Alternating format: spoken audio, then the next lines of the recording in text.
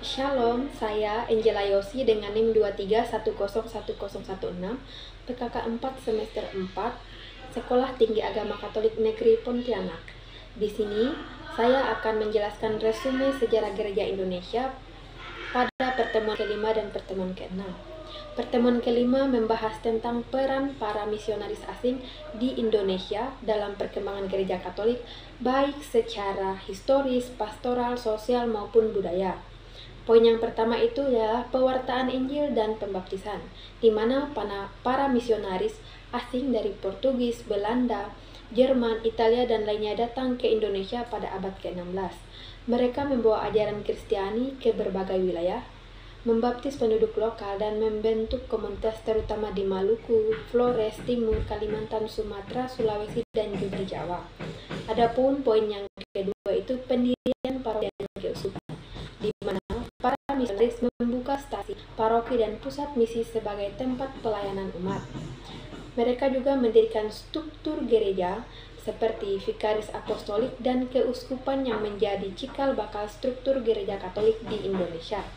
Poin yang ketiga ini ialah pendidikan dan kesehatan, di mana para misionaris ini mendirikan sekolah-sekolah seminari dan rumah sakit. Mereka juga melayani masyarakat umum dan mencerdaskan kehidupan bangsa. Poin yang keempat ini inkulturasi dan pelestarian budaya lokal, yang mana misionaris mempelajari bahasa dan budaya lokal, menerjemahkan kitab suci ke dalam bahasa daerah. Mereka menghargai dan menggabungkan adat istiadat ke dalam liturgi, membantu menciptakan gereja Katolik yang berwajah Indonesia. Adapun poin yang kelima ini, pembinaan iman dan kepemimpinan lokal. Mereka mendidik dan membimbing calon iman lokal, membentuk katekese guru, agama, dan tokoh umat. Mereka juga menjadi fondasi bagi kemandirian Gereja Katolik Indonesia. Adapun poin yang keenam ini ialah pelayanan sosial dan kemasyarakatan.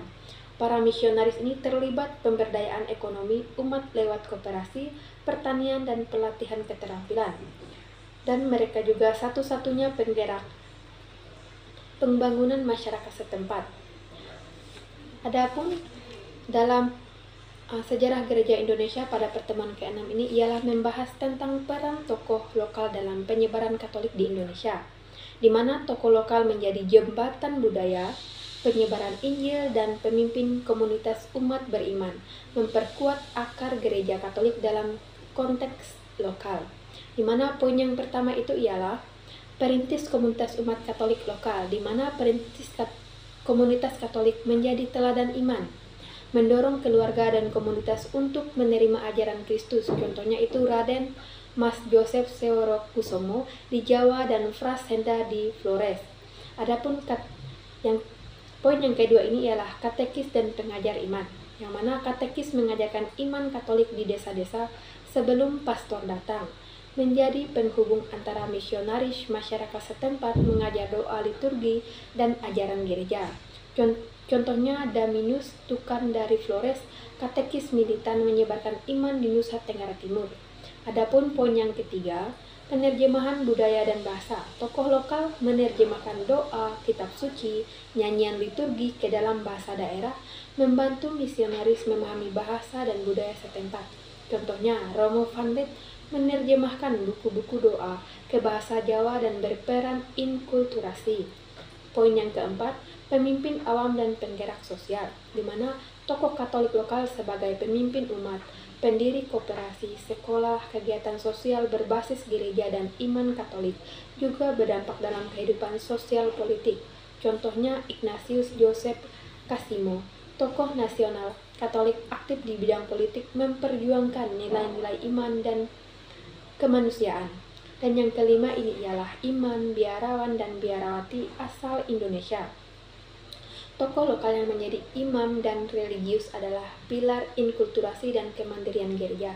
Contohnya itu ialah Monsinyur Albertus Pranata dengan semboyan 100% Katolik dan 100% Indonesia. Inilah pemaparan ringkas mengenai tugas resume sejarah Gereja Indonesia pada pertemuan ke-5 dan pertemuan ke-6. Semoga bermanfaat bagi kita semua. Sekian dari saya, terima kasih, shalom.